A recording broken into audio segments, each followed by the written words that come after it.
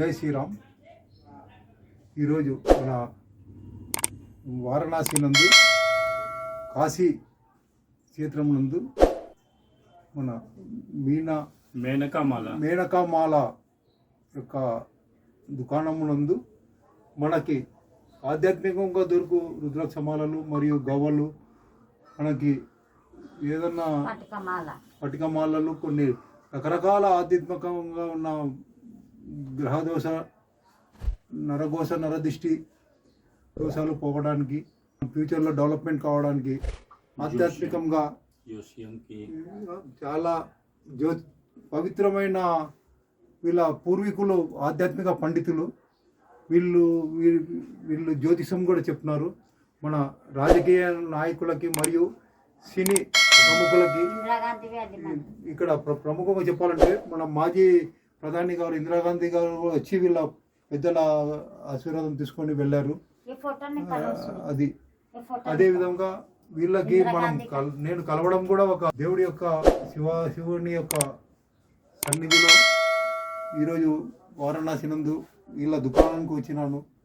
వీరితో కొంచెం కలిసి మాట్లాడినాను. కొన్ని సలహాలు సూచనలు ఇచ్చినారు.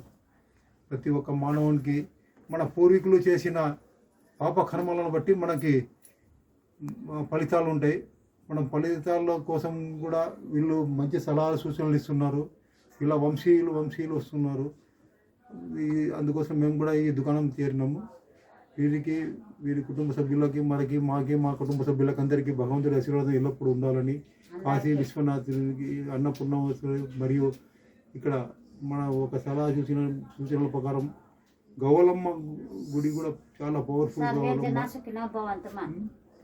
అది ఒకటి. ఇంకొకటి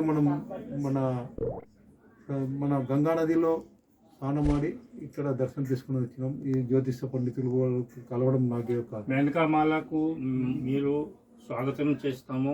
చాలా మీరు కాశీ మహిమ చెప్పారు. బాగా సంతోషం.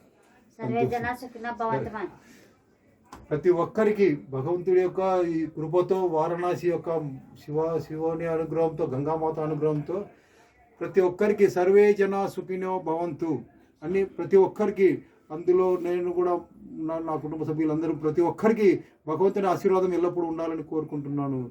జై శివాయ. ఓం నమః శివాయ. ఓం మాతా కీ జై. హర హర మహాదేవ్.